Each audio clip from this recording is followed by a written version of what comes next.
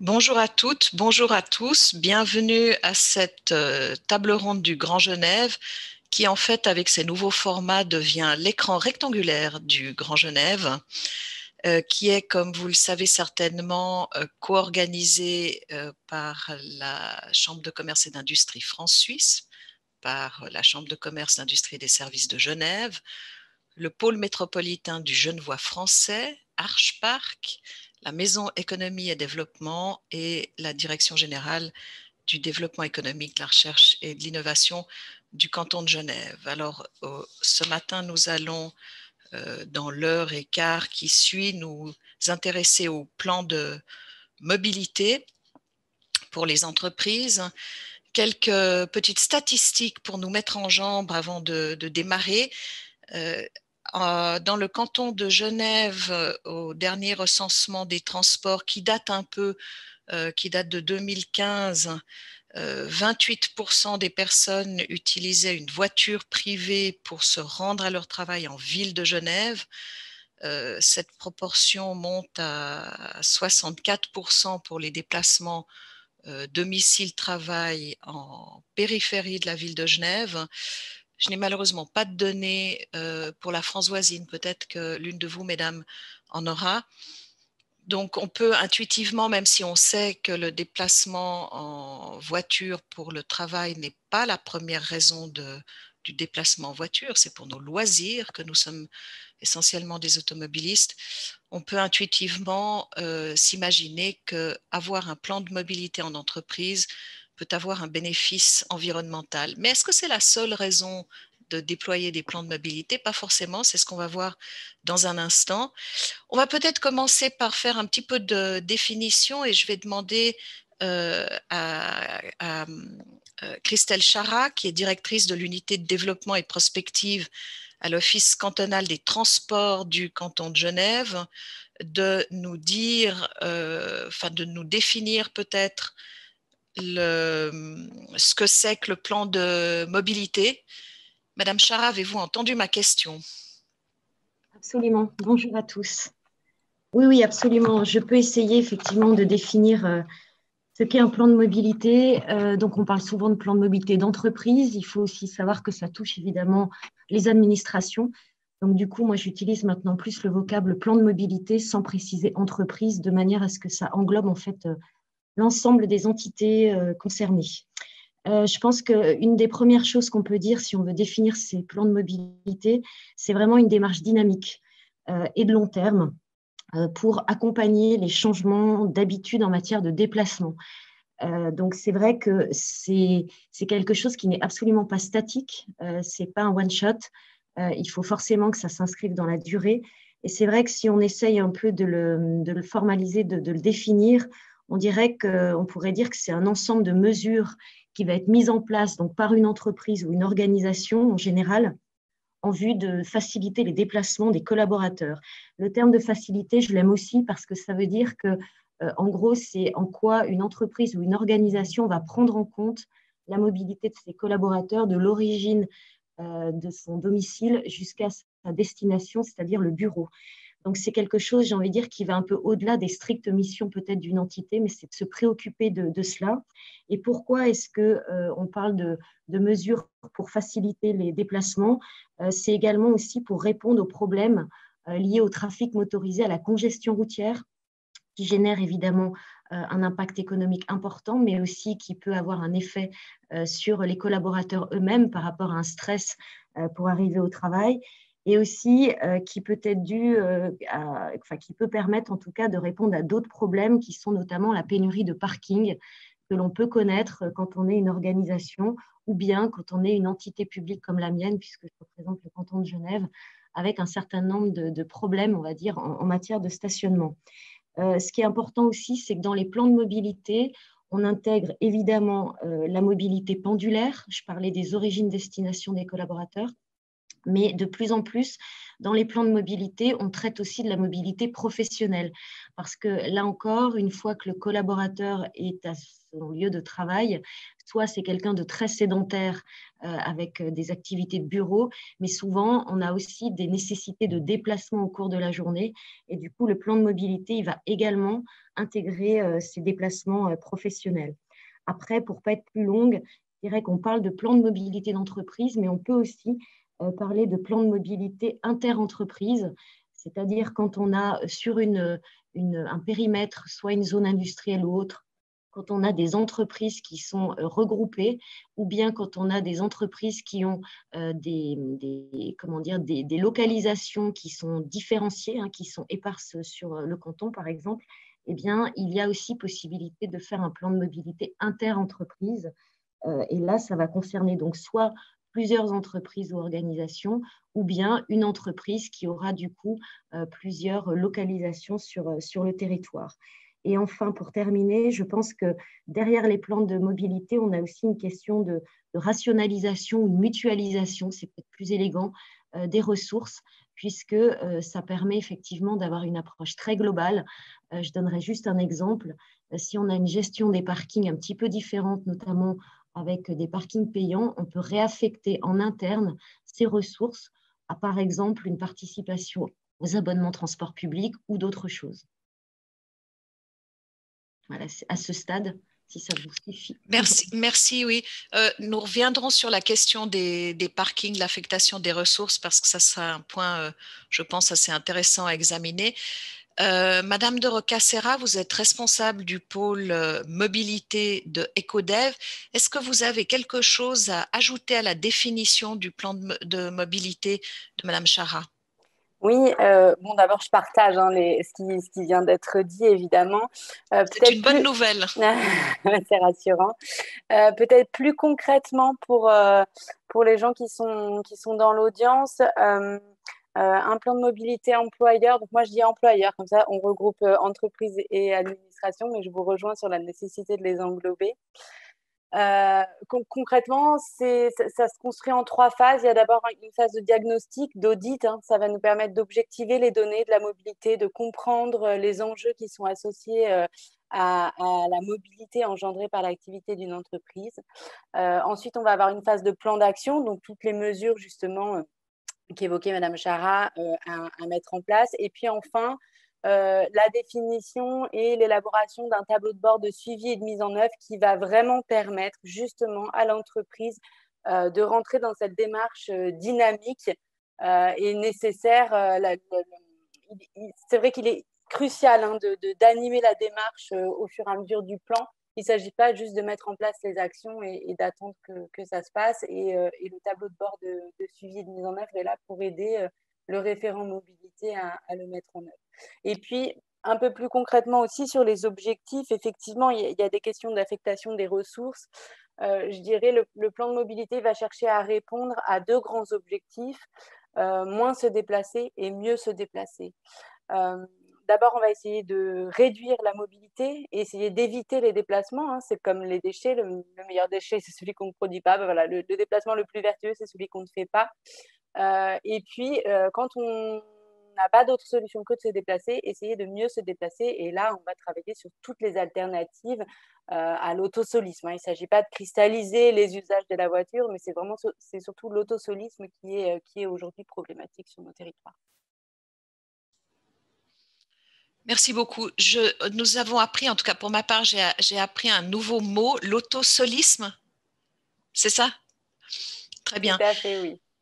On va peut-être, avant de revenir à quelques aspects un peu plus théoriques sur la mise en œuvre pour que les personnes qui nous suivent actuellement puissent repartir avec des éléments de réponse pour leur propre action, on va passer peut-être aux expériences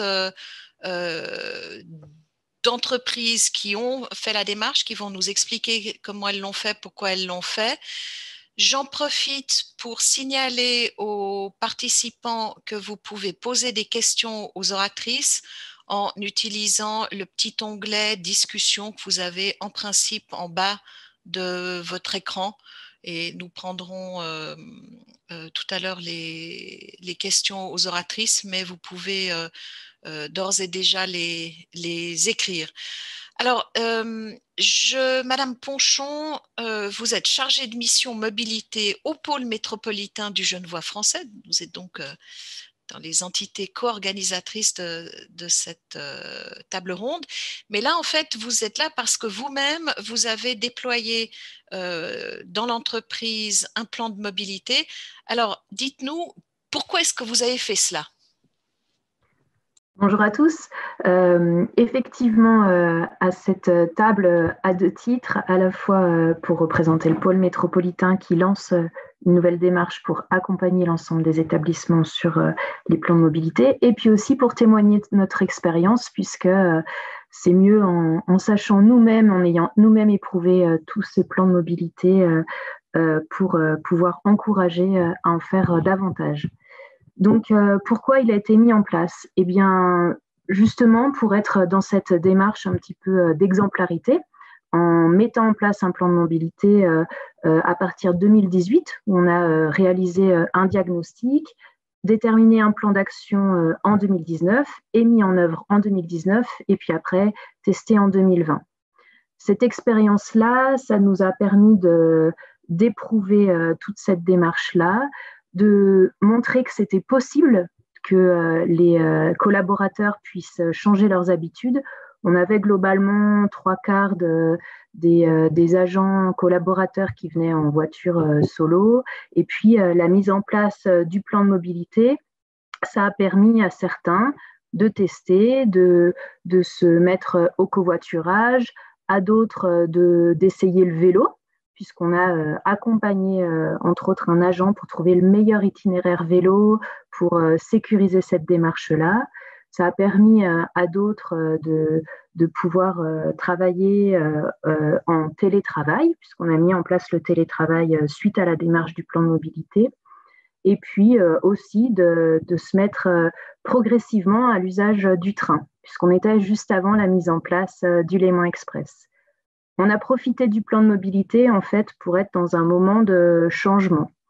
Le pôle métropolitain allait changer de siège, déménager. Avec ça, il y avait des questions liées au stationnement qui arrivaient. Donc, en gros, de cette contrainte, il y aura moins de places de stationnement pour tout le monde.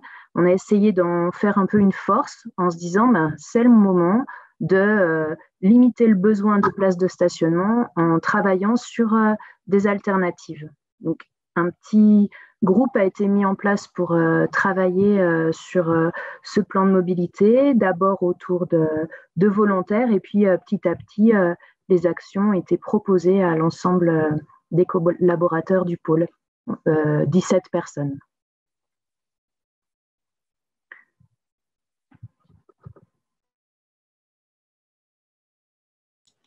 Vous alliez ajouter quelque chose, Madame Ponchon?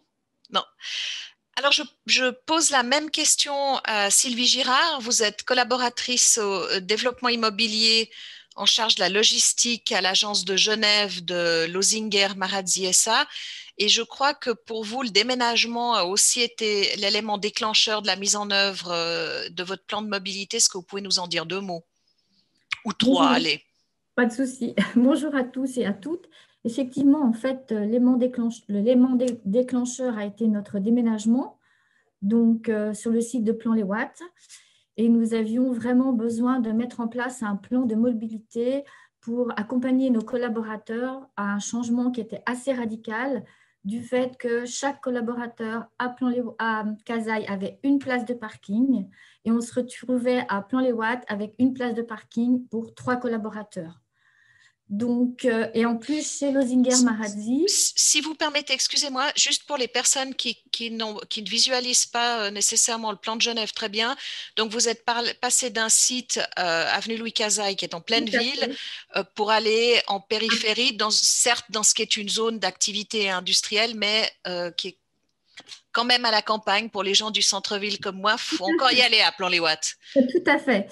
Donc, en fait, un réel besoin d'accompagner nos collaborateurs pour ce changement et surtout une obligation, on va dire, puisqu'on a perdu la plupart de nos places de parking. Donc, il fallait absolument trouver une alternative pour essayer de les satisfaire, puisqu'il faut savoir que personne n'aime le changement. Donc, il fallait accompagner au mieux nos collaborateurs, puisque en fait, chez Losinger, avoir sa place de parking, sa voiture fonction, c'était vraiment dans l'ADN du collaborateur. Donc, on touchait vraiment quelque chose de très profond chez nous. Donc, pour mettre en place ce plan de mobilité, on s'est appuyé, bien sûr, sur tout ce qu'on avait autour, donc les transports en commun, avec bien sûr le financement d'abonnements en général, plus avec l'arrivée du Léman Express, on a aussi fait des ateliers pour promouvoir cette façon de se déplacer. Ensuite, on a encouragé beaucoup le covoiturage, et je dois dire que ça a été un franc succès, puisqu'à la base, à Casailles, on n'avait pas du tout d'équipe de covoitureurs, hein, donc on avait à peu près 80 places de parking, donc sans aucune équipe. Aujourd'hui, on n'a plus que 26 places de parking, donc une nette diminution, et on a 12 équipes de covoitureurs. Donc, ce qui est vraiment un réel effort de la part des collaborateurs et des équipes qui fonctionnent bien, voire jusqu'à 4 personnes qui covoiturent ensemble.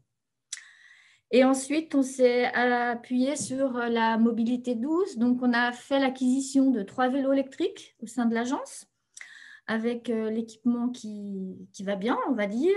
Et ces vélos sont à disposition des collaborateurs qui doivent se déplacer dans la journée. Puisqu'effectivement, nous avons beaucoup de commerciaux et de développeurs qui doivent assurer des rendez-vous avec nos clients, donc qui peuvent venir en train ou en transport en commun le matin, mais à qui on doit offrir une possibilité de se déplacer durant la journée. Donc, on offre cette possibilité d'avoir ces vélos à disposition et je dois dire que c'est un service qui fonctionne très bien. On a aussi 2 abonnements de mobility, donc des voitures à disposition que l'on peut aller louer à la journée, donc selon nos déplacements. Donc, on a 2 abonnements pour nos collaborateurs.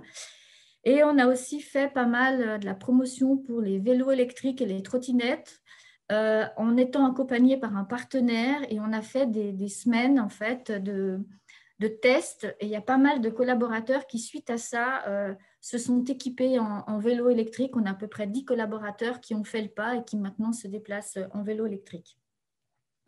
Donc, c'est vraiment un changement radical pour nous.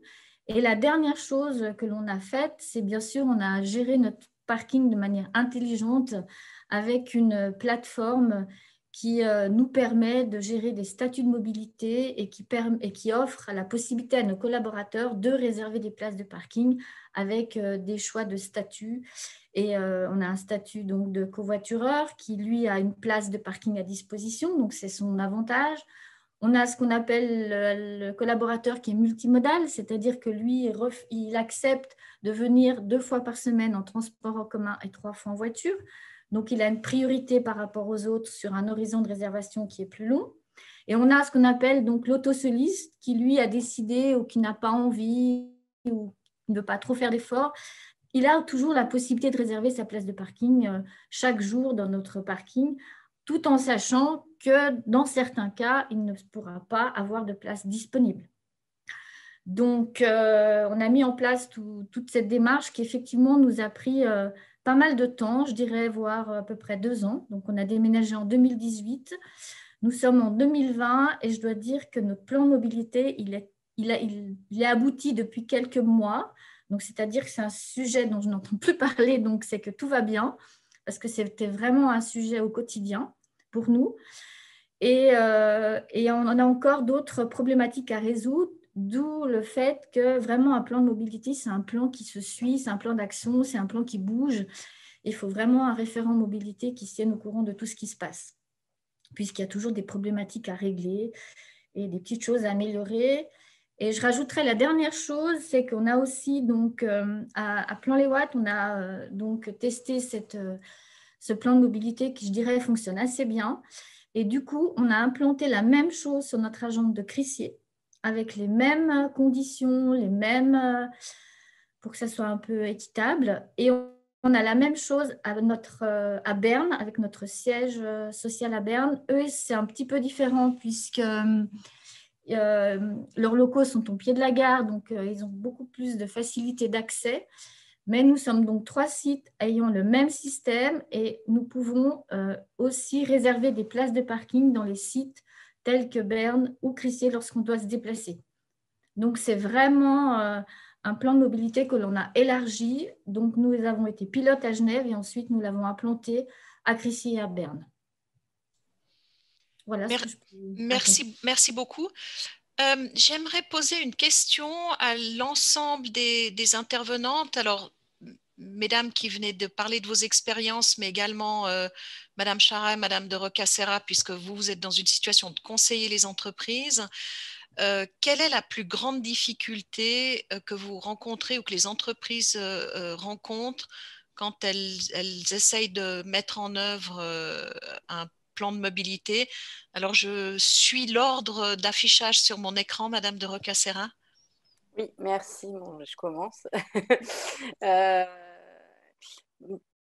Je ne sais pas si on peut les classer par ordre de difficulté, mais moi, je vois 3 écueils dans lesquels il faut surtout éviter de tomber.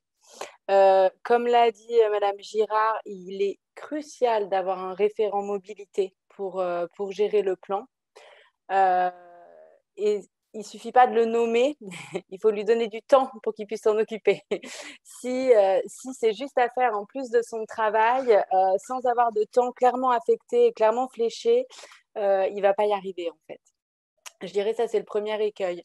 Le second, il faut faire vraiment attention à convaincre les bonnes personnes dès le début du projet et à les rassembler dans le groupe de suivi du projet. Vous aurez beau avoir un super plan de mobilité, derrière, si la direction n'est pas convaincue, vous n'aurez pas les budgets pour mettre en place des actions. Et puis, il y a aussi une question d'exemplarité et de démarche commune. Et si la direction n'est pas convaincue, ça aura du mal à prendre. Je parle de la direction, mais il y a aussi également tout le volet dialogue social, les représentants du personnel, etc., qui sont aussi des éléments vraiment à embarquer dans la démarche.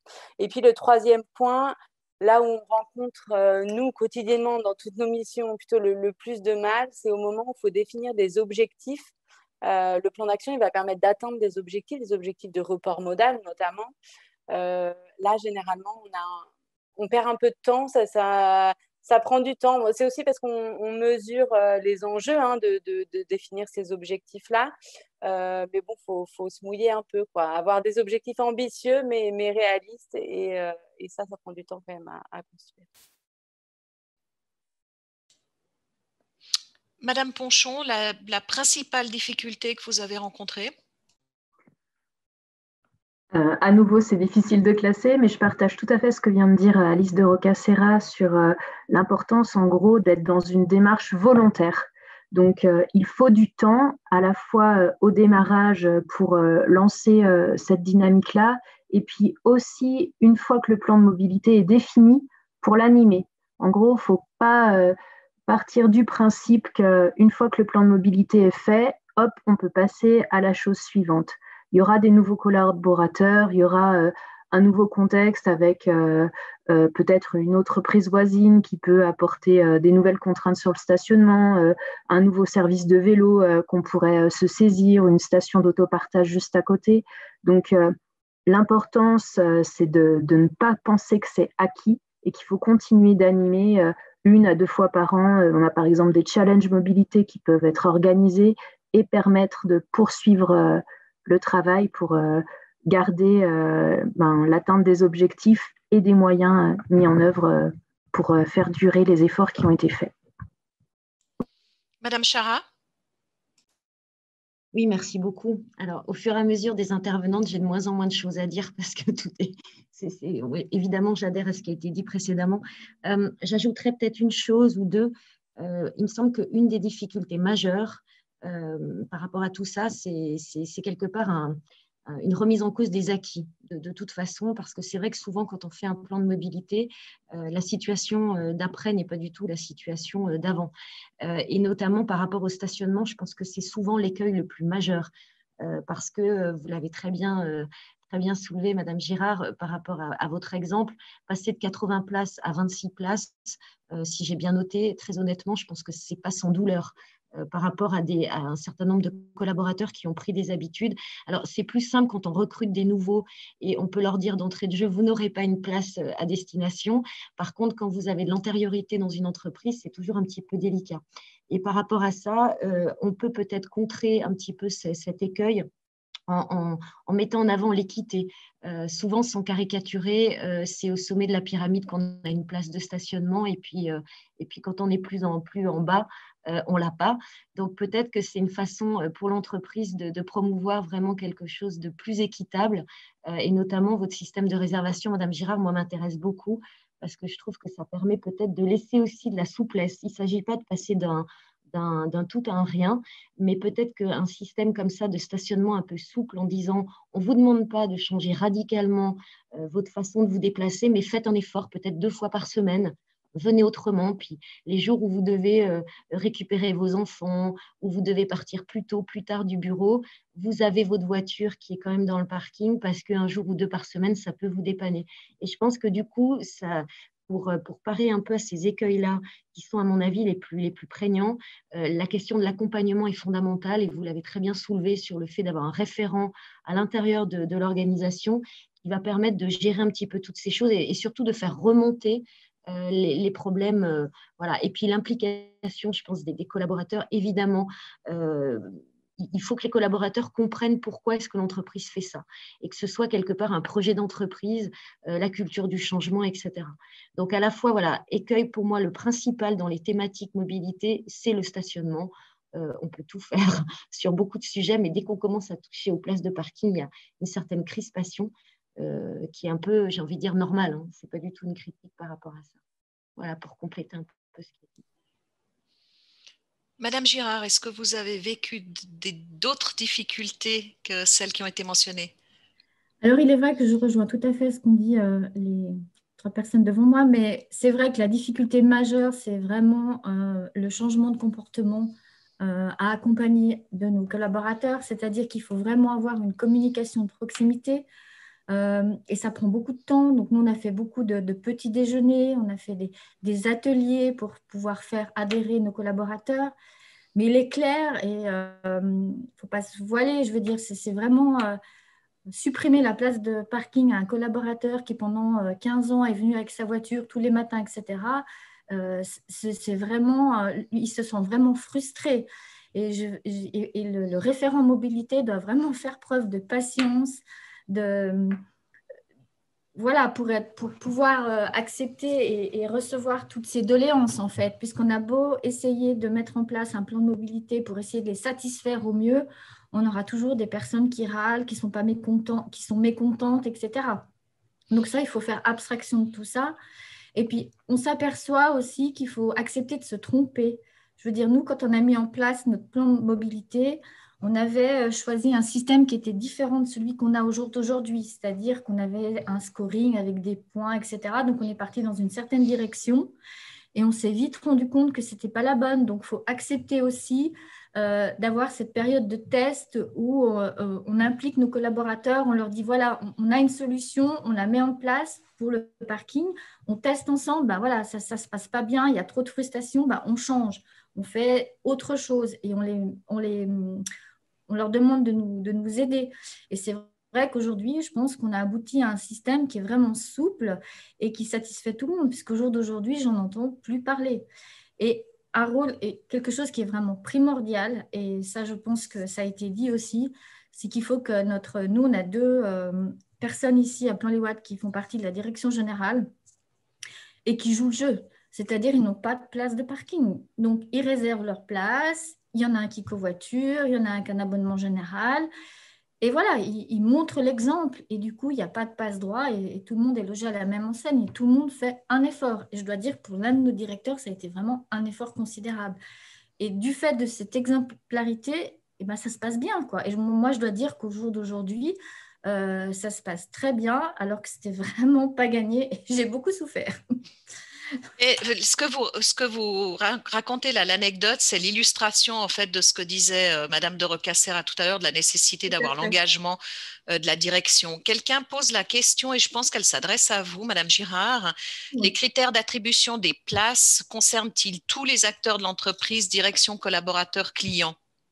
Alors aujourd'hui, on n'a pas de place attribuée. Donc, on a juste nos 10 places, on a 12 équipes de covoitureurs. Donc là, il y a 12 places qui sont réservées pour nos covoitureurs. Donc, on leur demande de covoiturer minimum 4 fois par semaine. Donc, ils ont quand même la possibilité d'avoir le 5e jour, ils ont la possibilité de réserver une place de parking dans le parking. Mais le reste, il n'y a pas de place réservée. Donc, c'est un parking open et chaque collaborateur y réserve sa place de parc. Soit il anticipe et il a une place de parking, soit il n'a pas de place de parking et il trouve une solution alternative. Au jour d'aujourd'hui, je dirais que dans 80% des cas, on arrive à satisfaire la demande du collaborateur. Et ça oblige aussi le collaborateur à anticiper son déplacement. Il faut dire aussi qu'avec le Covid et la mise en place du télétravail, on a quand même un peu moins de problématiques de déplacement. Et souvent, le collaborateur, quand il n'a pas sa place de parking pour X raisons, il va télétravailler. Voilà. La question, elle se pose aussi pour les visiteurs, que ce soit des clients ou des fournisseurs. Alors Comment ça, viennent... voilà. Alors ça, c'est la problématique qu'on a au jour d'aujourd'hui, qu'on n'a pas vraiment résolue. Donc, notre système de gestion de parking offre cette possibilité de réserver des places pour les visiteurs. Donc ça, c'est une option qui existe. Bon, ça veut dire aussi que c'est des places visiteurs qui doivent être… ce qui est pas mal, c'est que c'est un service qui permet d'optimiser ces places visiteurs. Donc, c'est-à-dire quand elles ne sont pas occupées, elles ne sont pas… quand il n'y a pas de visiteurs, elles peuvent être réservées. Nous, le souci qu'on a ici à Plan-les-Ouates, c'est un souci d'infrastructure du bâtiment, puisqu'en fait, on a la difficulté pour rentrer dans notre parking, il n'y a pas d'interphone, il faut un badge, donc c'est compliqué. Donc c'est vrai qu'il nous reste cette problématique qui est la gestion des visiteurs. Mais notre plateforme Faire Parc nous offre cette possibilité d'avoir des réservations visiteurs. Au jour d'aujourd'hui, on n'a pas pu la mettre en place puisque on a un problème d'infrastructure. Et justement, c'est là aussi que on est encore en train de travailler pour trouver des solutions. C'est jamais figé. Merci. J'aimerais poser à toutes une question de fond. Est-ce que, donc on imagine qu'un plan de mobilité, c'est plutôt pas mal pour l'environnement. Est-ce que c'est le moteur premier de l'entreprise qui choisit de le mettre en place? C'est pas sûr. Les deux exemples que vous nous avez donnés, c'était pratiquement parce que l'entreprise déménageait. Maintenant, une fois qu'on a mis en place le plan de mobilité, est-ce que l'entreprise s'y retrouve financièrement?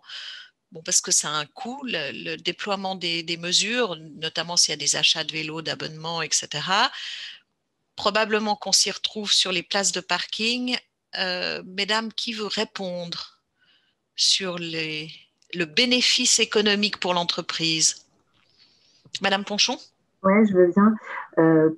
Pas seulement le bénéfice économique, mais en gros, il y a différents moteurs qui peuvent faire en sorte qu'on s'engage dans une telle démarche.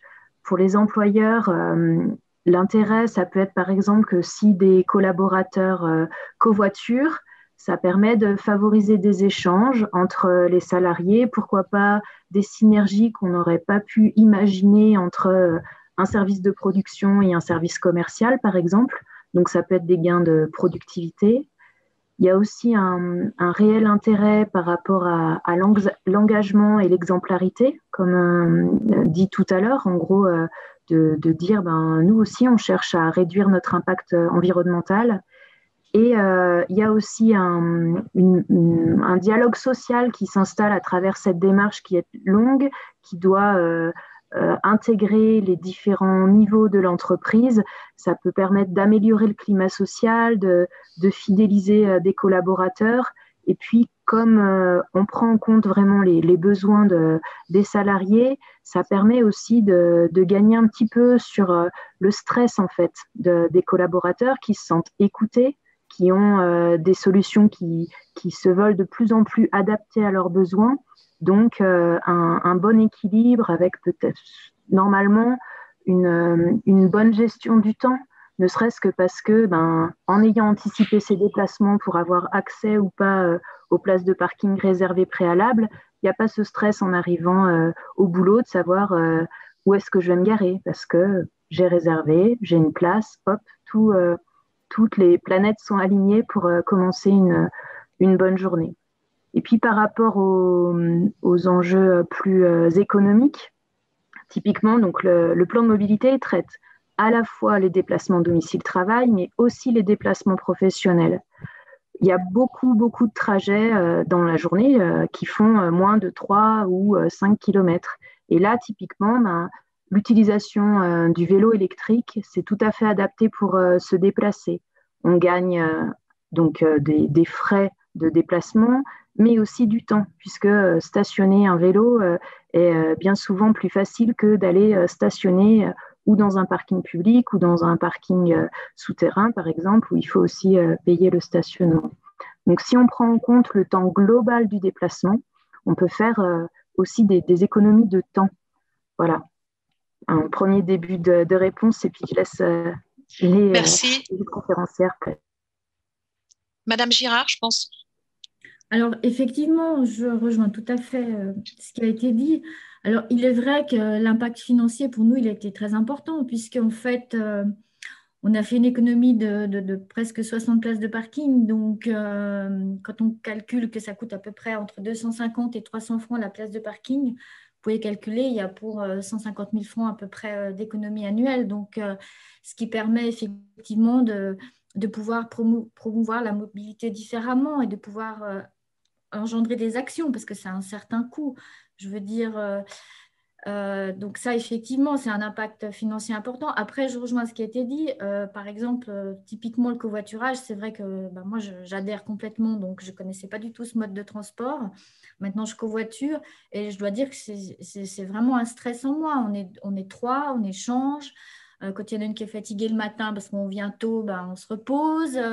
Je veux dire, on partage notre journée le soir. Et puis, quelque part aussi, ça nous oblige à ne pas faire le soir. On se dit à 5 heures, on est parti, puis on est parti, quoi. Voilà, donc aussi, on adapte notre journée en fonction du covoiturage. Et ça, je trouve que c'est bien, quoi. Donc, effectivement, je trouve qu'il y a un impact au niveau de la gestion du temps qui est fort, quoi, et qui est tout à fait un bénéfice pour l'entreprise. Alors, c'est intéressant. Je voudrais rester 2 minutes sur la question du covoiturage parce que tant vous-même que Madame Ponchon, vous avez souligné le fait que c'était un facteur j'allais dire de détente, non, en fait, de diminution du stress. Et un participant nous dit, pour sécuriser l'idée du covoiturage ou contrer la peur d'être dépendant du covoitureur dans le cas où l'on doit partir en urgence du lieu de travail, quelles mesures peuvent être prises? Ce que je trouve intéressant, c'est la notion de dépendance, parce que moi, c'est comme ça que je réagirais au covoiturage. Madame Chara, si vous permettez, Madame Chara qui a levé la main tout de suite et Madame Girard ensuite. Pardon. Non, c'est effectivement un frein qu'on retrouve souvent par rapport au covoiturage, c'est de se dire, très bien, covoitureur quand vous êtes passager, j'entends, parce qu'évidemment, si vous êtes conducteur, vous êtes libre. Mais si vous êtes passager, c'est vrai que la crainte, ça peut être de dire, si j'ai besoin de rentrer plus tôt, plus tard, comment est-ce que je fais ou s'il m'arrive effectivement un imprévu dans la journée. Alors, c'est vrai que souvent, on essaye dans la valorisation du covoiturage de faire en sorte qu'il y ait quand même des lignes de transport public aux abords. C'est-à-dire qu'en gros, on peut covoiturer par exemple le matin et rentrer en transport public le soir. Alors, dans certains secteurs, ce n'est pas possible. Je sais qu'il y a des entreprises qui mettent aussi potentiellement en place, entre guillemets, un système soit de taxi ou soit de véhicule type mobility que vous pouvez peut-être ramener chez vous. Enfin, il y a des, comment dire, je pense que l'entreprise doit aussi quelque part un peu prévoir ses imprévus. Donc, soit parce qu'il y a un réseau de transport public qui couvre la zone géographique des covoitureurs potentiels, ou soit s'il n'y a pas, il y a des entreprises effectivement qui mettent en place, alors peut-être pas aller jusqu'au taxi de manière exceptionnelle, mais je veux dire, il y a des entreprises en tout cas qui regardent cet aspect-là et ça permet effectivement de dire, OK, je covoiture, mais si jamais je suis en panne, je peux trouver une autre solution. Il y a aussi peut-être des systèmes de réservation aussi sur des plateformes de covoitureurs, c'est-à-dire le matin, vous aviez prévu, enfin, vous partez avec quelqu'un. Si le soir, effectivement, la personne, ça ne vous convient plus, il y a peut-être moyen au sein même de l'entreprise de trouver une solution bis. Mais ça veut dire que vous avez une bonne image, une bonne idée du nombre de collaborateurs dans l'entreprise, évidemment de leur destination, donc de leur domicile pour pouvoir éventuellement trouver un plan B. Mais la recherche du plan B, c'est souvent effectivement un écueil. Enfin, en tout cas, l'absence de plan B, ça peut freiner des covoitureurs. Ça, je vous rejoins tout à fait par rapport à ce qui a été dit. Alors, je ne sais pas si, Madame Girard, vous avez une solution opérationnelle aussi. Alors, oui, tout à fait, effectivement. Donc, nous, on a une solution opérationnelle parce que moi-même, ça m'est arrivé où j'ai dû rentrer à midi pour X raisons. Et en fait, nous, on a mis en place effectivement le fait de pouvoir payer le taxi. Donc, c'est-à-dire que le collaborateur qui doit rentrer pour une raison X ou Y, soit elle va se tourner vers un moyen de transport public. Et là, on accompagne et on lui prend en charge son billet. Soit vraiment, moi, c'était mon cas parce que j'habite loin, mais je n'ai pas eu d'autre choix.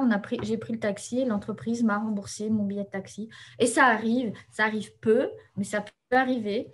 Mais par contre, on prend volontiers en charge ces frais. Tout à fait. Oui, oui. Ça, c'est une question qui nous a vraiment été posée à la base et on en est tout à fait conscient et on prend vraiment volontiers les charges qui sont liées. Tout à fait. Madame de Roccassera. Oui, je voudrais rebondir sur cette dernière phrase. Ça arrive peu. Et en fait, on se rend compte que c'est un frein considérable. C'est vraiment une crainte de ne pas pouvoir rentrer chez soi pour X ou Y raison. Les aléas, ça arrive. Mais en fait, finalement, ça arrive très peu.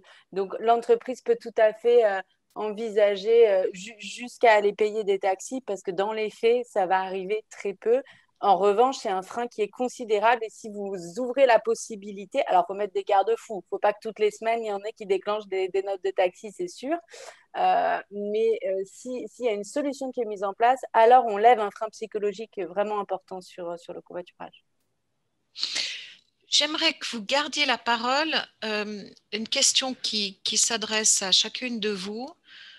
Je suis un employeur, une entreprise par hypothèse. Je suis en train de réfléchir à la mise en place d'un plan de mobilité. Je commence où? Ça dépend si vous êtes du côté. Alors, je veux bien commencer si vous voulez. Ça va me permettre d'introduire le dispositif qui est mis en place côté Genevois français. Alors, je suis désolée pour les Suisses. Je commence où? Alors, en règle générale, faut d'abord faire le point sur ce qu'il y a au niveau de la mobilité. Est-ce qu'on sait que c'est un enjeu fort? Est-ce qu'on a des problèmes de recrutement? Enfin, voilà, il faut aller creuser. Pourquoi est-ce qu'on veut rentrer dans la démarche? Ensuite, si vous êtes du côté français, vous avez de la chance parce que le pôle métropolitain a mis en place un dispositif de conseil mobilité aux entreprises qui permet de vous financer des prestations de conseil. Alors, il y en a un certain nombre qui répondent à différents besoins. Vous pouvez avoir besoin de travailler, par exemple, en ce moment sur la question du vélo, parce qu'en ce moment, on est très vélo quand même, avec le déconfinement, le retour sur le lieu de travail, etc. Voilà, si vous voulez travailler juste sur le vélo, vous nous appelez et on a des prestations de conseil associées pour vous aider à vous engager dans cette démarche. Si vous n'êtes pas du tout mature sur le sujet, évidemment, le plan de mobilité employeur, ça reste l'outil aujourd'hui le plus performant, et ça, il faut bien le comprendre, hein, pour traiter de la question de la mobilité en entreprise. Donc, si vous n'avez pas commencé, évidemment, le point de départ, c'est de faire un plan de mobilité employeur. Et comme on l'a dit depuis ce matin, vous allez, au fil des ans, le faire vivre et le mettre à jour. Et en fait, c'est une démarche qui est toujours en cours. C'est une démarche qui n'a pas de fin. Sur le conseil qui a été mis en place par le pôle métropolitain du Genevois français, l'idéal, c'est de nous envoyer un mail. Je pourrais mettre l'adresse mail peut-être dans la conversation, ou Anne, si vous voulez bien le faire, c'est mobilité-pro@genevoisfrançais.org. Suite à ça, on va organiser un petit call de partage et de compréhension, de bonne validation du besoin de l'entreprise. Et puis, on va renvoyer un formulaire d'engagement à signer. Alors, à savoir que l'engagement est assez light, mais revient sur ce qu'on a dit ce matin et c'est intéressant. Pour pouvoir bénéficier du financement du pôle métropolitain sur ce dispositif, vous vous engagez à identifier un référent mobilité. et à lui attribuer du temps pour cette mission. Et puis, vous vous engagez également à nous transmettre les données nécessaires à la prestation de conseil qui est associée. Je ne sais pas si Anne veut rajouter quelque chose, si probablement. Allez-y. Et merci pour l'adresse. Merci. En effet, donc on lance cette proposition et cette démarche tout récemment pour accompagner en gros et mettre le pied à l'étrier sur le lancement de ces plans de mobilité auprès des employeurs.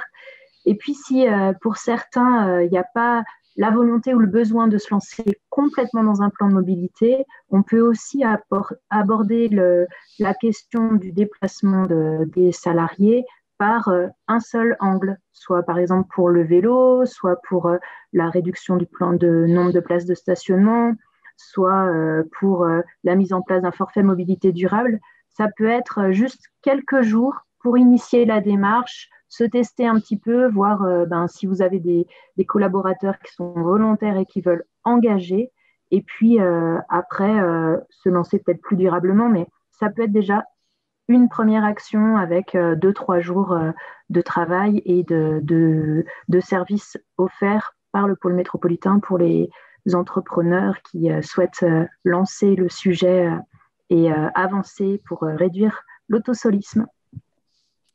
Madame Chara, alors je suis une entreprise sur le territoire genevois. De quelles aides est-ce que je bénéficie?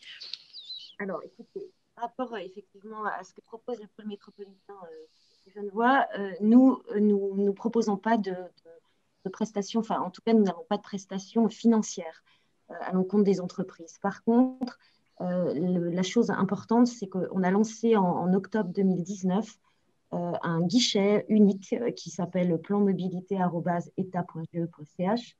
Vous nous le mettrez aussi dans le fil de discussion? Avec plaisir. Donc, en fait, c'est ce qu'on voulait faire en fait, au niveau cantonal, c'est effectivement avoir un point d'entrée unique. Donc, adresse mail. Les entreprises, évidemment, peuvent nous poser des questions pratico-pratiques.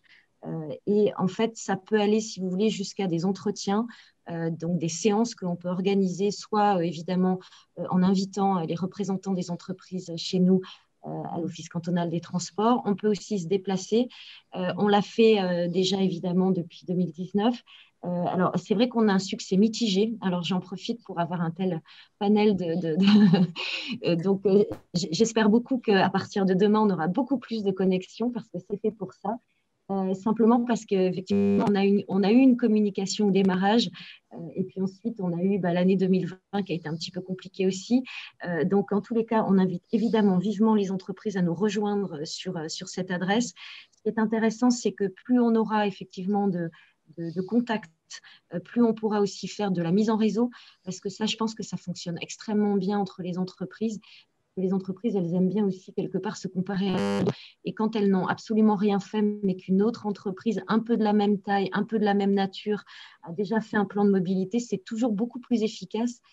Entre entreprises, on se comprend mieux que comme une collectivité ou une autorité publique qui vous dit de faire. Donc, en tous les cas, nous, on a ce support. On avait publié, alors c'est un peu vieux maintenant, mais en 2016, on avait publié un guide à l'attention des entreprises pour les plans de mobilité. Il faut savoir que nous, on travaille aussi en lien avec le canton de Vaud, donc on avait c'était une démarche partenariale avec le canton de Vaud.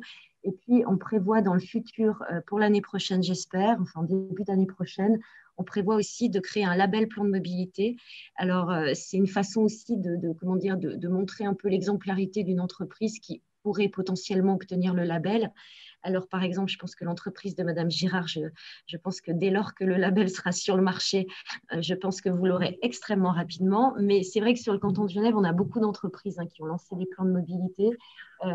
Maintenant, il s'agit peut-être potentiellement de pouvoir en déployer encore plus, ou en tous les cas, peut-être de pouvoir aussi corriger, parce que je rejoins les personnes qui sont intervenues sur le fait qu'un plan de mobilité, c'est jamais quelque chose d'inscrit dans le marbre. Donc, il y a peut-être aussi des évolutions. Le LEX, par exemple, au niveau genevois, en matière de transport public, je pense que c'est quand même une révolution en matière de déplacement en transport public. Donc, là aussi, on peut changer peut-être son fusil d'épaule avec de tels projets. Donc, voilà, pour faire court, je vous envoie tout de suite dans le chat l'adresse du guichet, et puis on vous accueillera avec plaisir. Voilà. Merci beaucoup. Alors, j'ai appris un deuxième mot maintenant. Le petit nom du Léman Express, c'est le LEX, c'est oui, ça? Oui, Moi, c'est même son nom. moi, j'ai déjà eu du mal de passer de Seva à Léman Express, alors Lex.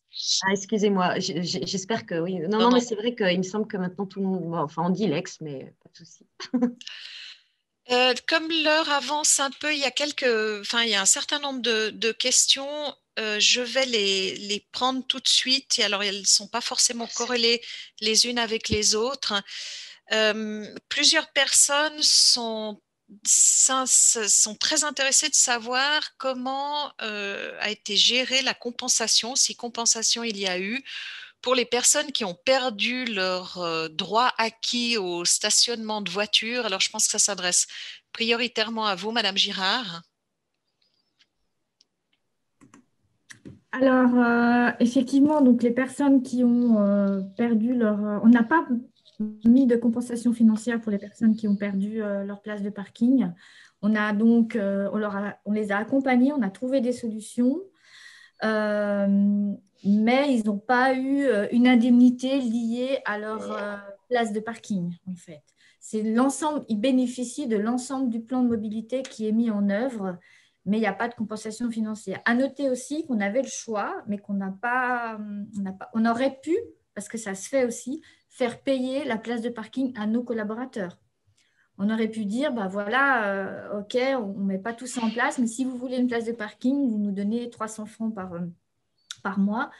Et ça n'a pas du tout été le choix de notre direction générale, vraiment, puisque je pense qu'on a quand même un engagement assez fort à prendre au niveau RSE, donc responsabilité sociale environnementale.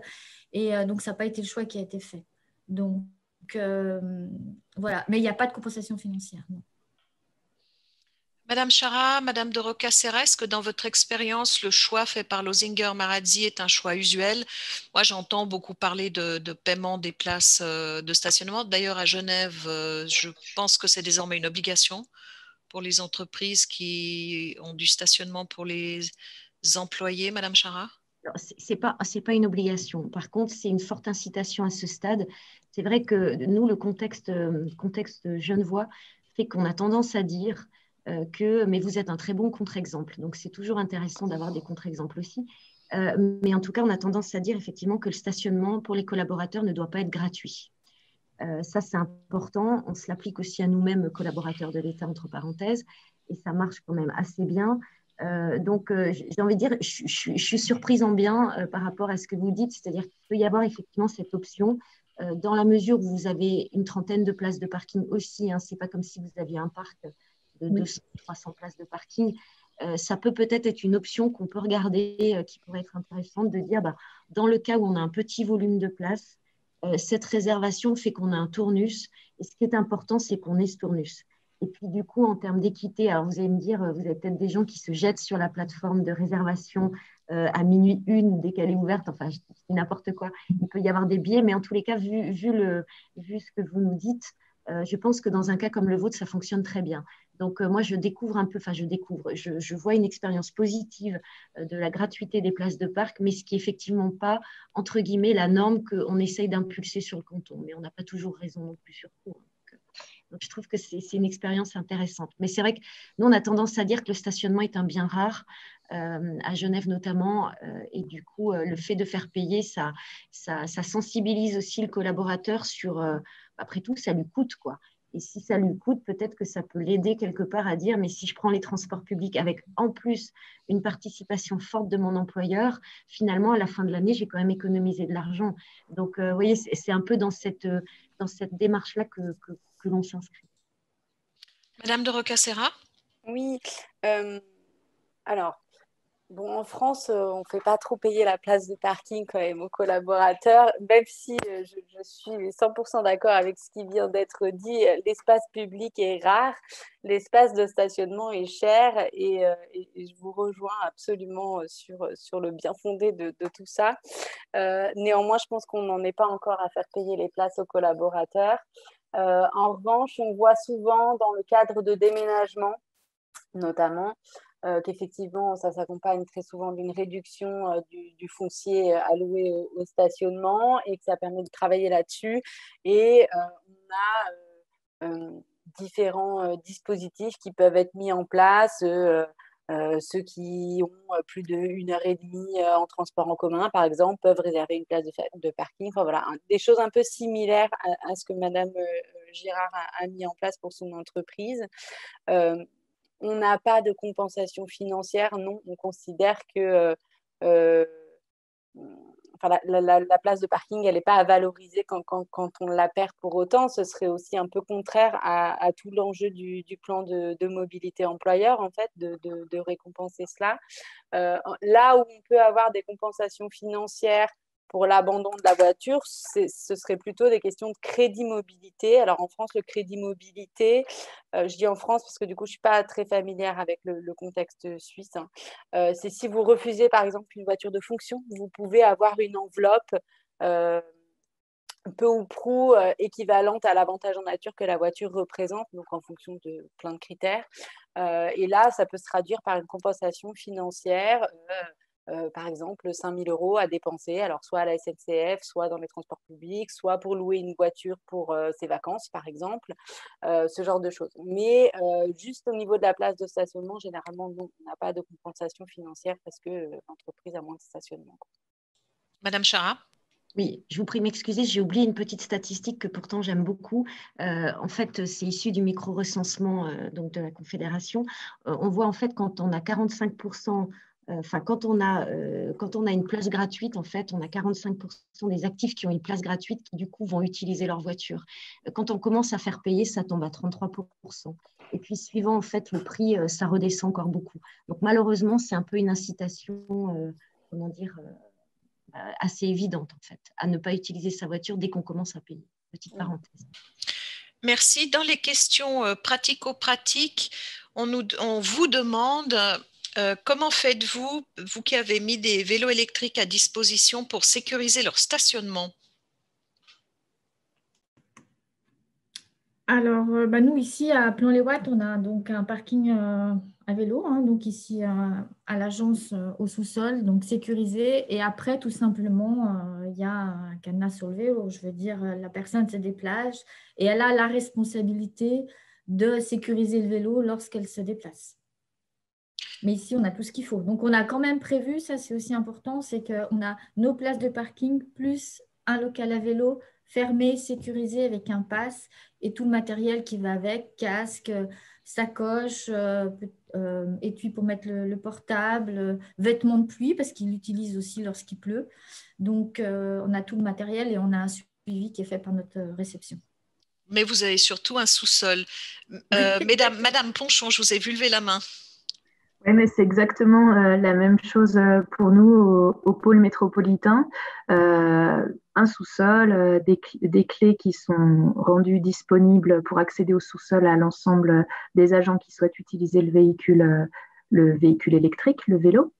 Et puis de la responsabilité de chacun pour bien penser à recharger les batteries, à nouveau anticiper son trajet en réservant préalablement le vélo comme pour les voitures qu'on avait précédemment pour les usages des déplacements domicile-travail.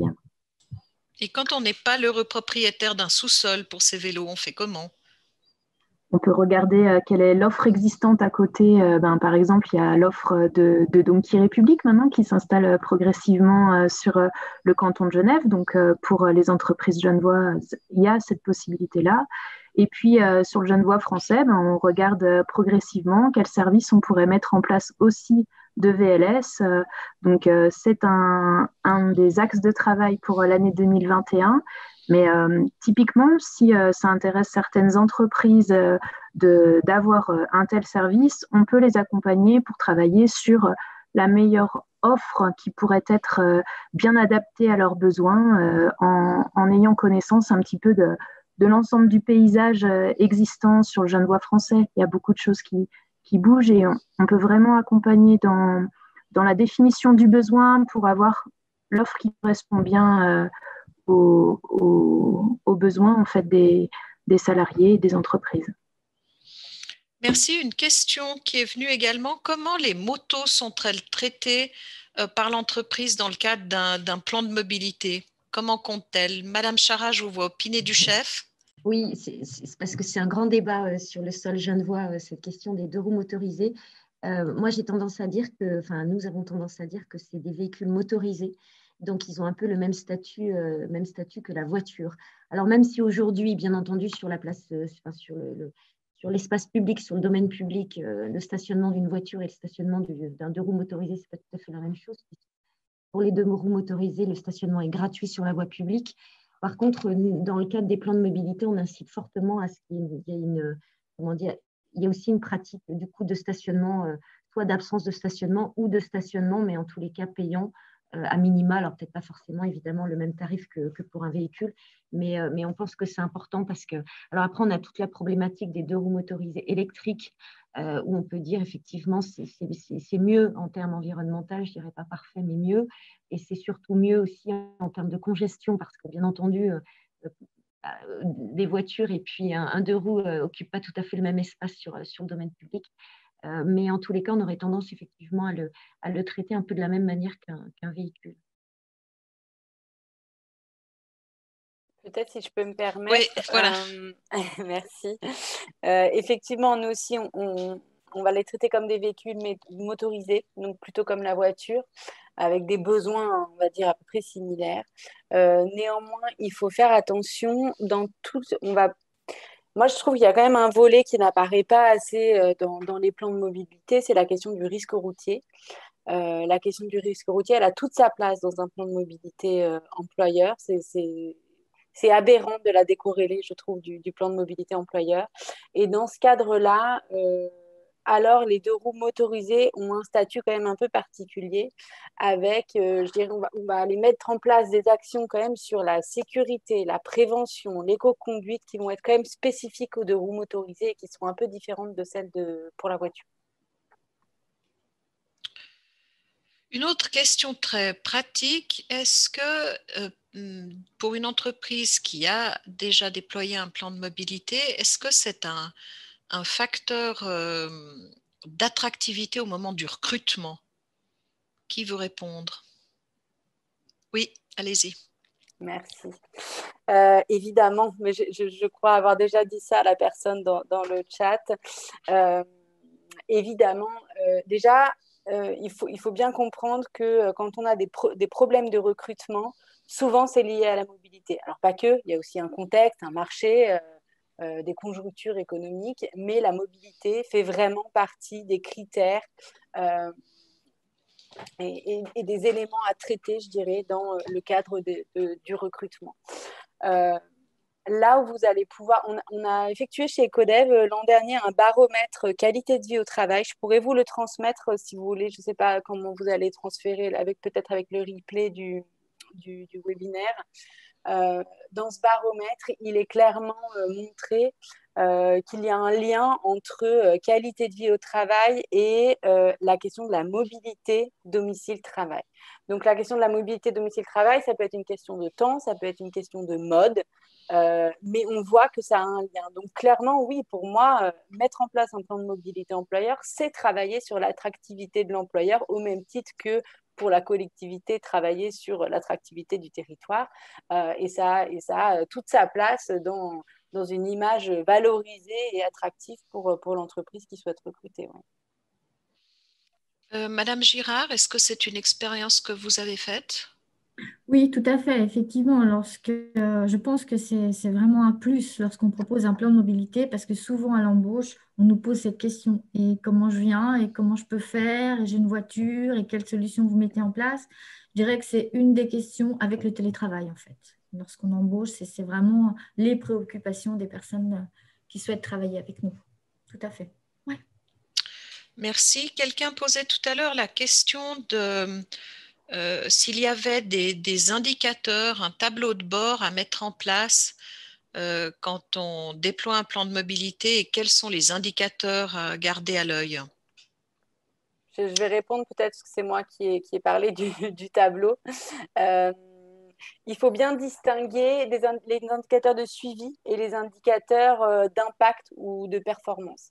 Les indicateurs de suivi vont permettre au référent mobilité, qui est responsable de la mise en œuvre du plan d'action. Alors, ça ne veut pas dire que c'est lui qui met en œuvre chaque action, mais c'est lui qui va être un peu le chef d'orchestre et qui va coordonner les différents services pour la mise en œuvre des différentes actions.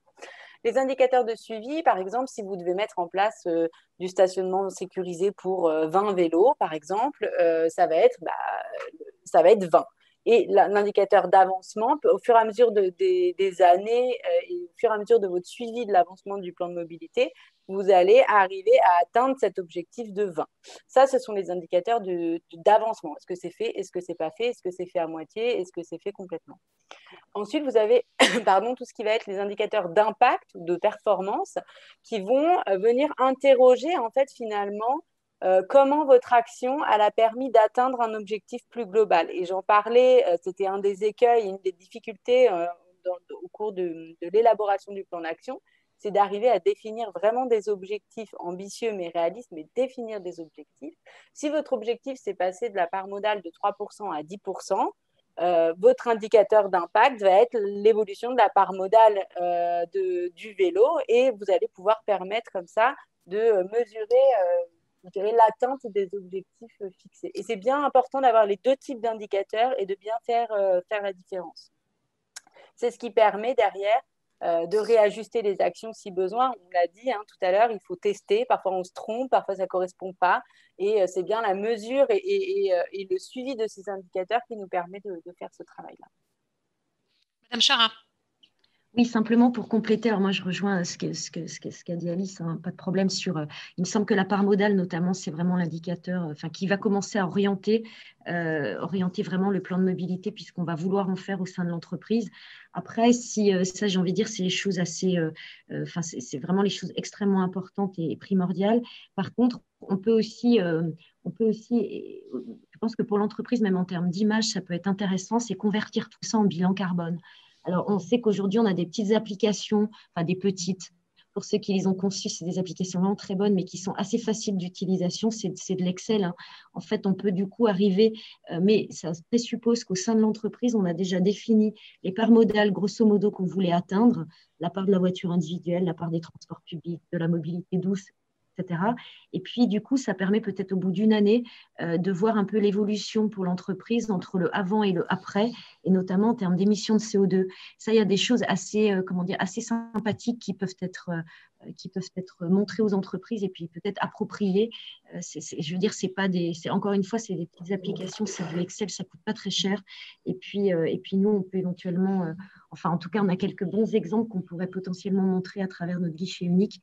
Et du coup, ça permet vraiment d'avoir aussi cette vision aussi environnementale. En fait, c'est une conséquence, si vous voulez, du plan de mobilité que les entreprises ont mis en place direct sur l'environnement. Et en termes d'image, je trouve que c'est extrêmement important aussi. Ça peut aussi sensibiliser à l'interne les collaborateurs en disant oui, finalement, on est une entreprise vertueuse depuis 1, 2, 3 ans que l'on a mis en place notre plan de mobilité. Et puis vis-à-vis de l'externe aussi, c'est toujours intéressant en termes d'image d'avoir cette conscience environnementale-là qui est, à mon avis, assez partagée partout. Tout à fait. Et sans rentrer, je dirais, dans des applications ou des Excel très compliqués, les facteurs d'émission des différents modes, on les connaît. Côté français, l'ADEME les publie régulièrement. Il suffit de faire un nombre d'allers-retours fois le nombre de salariés et fois le facteur d'émission du mode pour vraiment suivre cette question des évolutions des émissions de GES liées à l'activité de l'entreprise. Et c'est quelque chose, tout à l'heure on évoquait les comptes déplacement, l'évolution des coûts. Oui, ça va nous coûter plus cher à tel endroit, mais finalement on va récupérer de l'argent à un autre.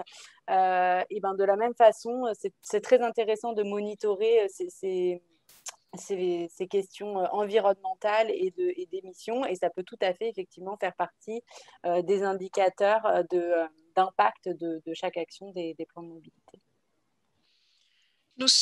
Madame Ponchon, oui. Sur ces indicateurs, on a aussi lors de la participation au Challenge Mobilité qui est organisé chaque année par la région Auvergne-Rhône-Alpes.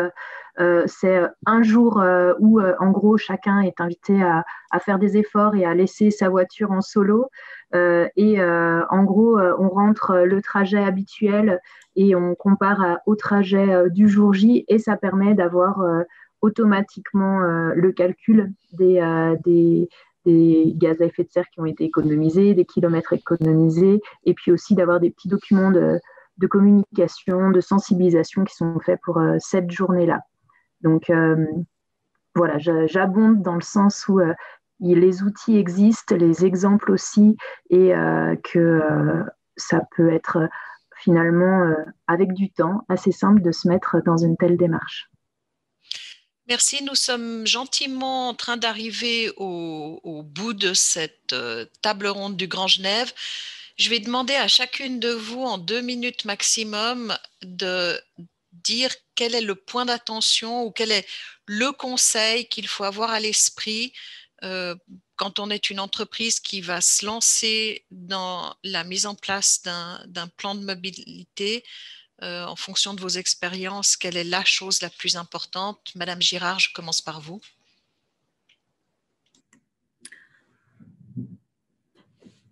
Alors, de mon point de vue, je pense que, suite à notre expérience, que je pense vraiment la chose la plus, je dirais deux éléments essentiels pour mettre en place un plan de mobilité, c'est vraiment la communication de proximité. C'est vraiment faire partager aux collaborateurs, les accompagner, ne pas hésiter à faire des petits déjeuners, avoir un référent mobilité disponible qui puisse être à l'écoute. Moi, j'ai eu beaucoup de questions journalières. Comment on peut faire ci, est-ce que tu peux m'aider pour ça, etc. Donc, vraiment être à l'écoute des collaborateurs parce que c'est vraiment, je le répète, un changement dans leur ADN. Donc, il faut être patiente puisque ce n'était pas toujours simple. Et puis, un autre point, c'est vraiment l'engagement de la direction, d'être comme le collaborateur, enfin, pas de traitement préférentiel, vraiment qui joue le jeu, qui nous accompagne et qui était aussi présent à mes côtés lors des petits déjeuners. Je pense que c'est vraiment le plus important pour arriver petit à petit à faire changer les habitudes et à faire adhérer les gens au plan de mobilité. Merci. Madame de Rocca-Serra. Oui, je vais compléter, c'est bien, on pose les socles de la base. Donc, effectivement, la communication, un référent, c'est la base. S'il n'y a pas ça, vous n'y arriverez pas ou ce sera encore plus difficile. Et c'est déjà pas simple quand on a ça avec nous. Je rajouterais, c'est pour moi essentiel. Aujourd'hui, on est en 2020. Je pense qu'aujourd'hui, on ne peut plus faire des démarches qui ne sont plus co-construites ou partagées. Associer vraiment la direction, les salariés, les représentants syndicaux, c'est hyper important d'associer tout le monde dans la démarche. On n'a pas les mêmes enjeux, on ne vit pas la mobilité de la même façon. Et je pense que c'est essentiel et c'est un super projet de dialogue social et d'engagement des salariés avec l'entreprise. Et vraiment, ce serait dommage de s'en passer. Et puis, le deuxième point, je dirais bien se questionner sur ses besoins. Voilà. Est-ce que vous vous engagez parce que vous avez des problèmes de recrutement? Est-ce que vous vous engagez parce que vous avez un désir d'exemplarité? Est-ce que, voilà, des raisons, il y en a plein. Il faut bien les identifier pour bien y répondre. Un plan de mobilité, je ne sais pas quelque chose à tiroir, mais ça peut revêtir tellement de facettes que pour que ça marche dès le début, il faut vraiment qu'on colle aux besoins premiers. Et puis, une fois que ça aura marché, on va élargir petit à petit les besoins et les actions. Madame Chara. Oui, merci. Alors, je ne vais pas répéter parce que j'aurais mis certaines choses qui ont été dites en premier, mais du coup, pour pas être redondante avec ce qui a été dit, je pense que ce qui est aussi important, c'est d'avoir une image de aujourd'hui, votre entreprise, comment est-ce que les collaborateurs se déplacent. C'est tout bête, mais on commence par un diagnostic. Il faut déjà savoir de quoi, en fait, quelle est la situation à T0 au départ, et puis ensuite, effectivement, afficher des objectifs qui soient graduels. On ne fait pas de révolution en 6 mois. Un plan de mobilité, ça peut prendre déjà rien que pour la mise en œuvre au moins 1 année. Et puis après, il faut le faire vivre derrière. Donc, en fait, ne pas être trop pressé, mais savoir de quoi on parle, avoir une image, vraiment, la mobilité de mes collaborateurs. Aujourd'hui, comment ça fonctionne? Je laisse la parole à Anne, je vois que ça tourne. Et Madame Ponchon. Oui, donc pour un plan de mobilité, il faut s'engager. Donc forcément, il y a derrière cette notion d'engagement, c'est de savoir d'où je pars, où je vais. Et puis aussi bien avoir les moyens de communiquer parce que ça implique beaucoup de changements et des changements nécessaires.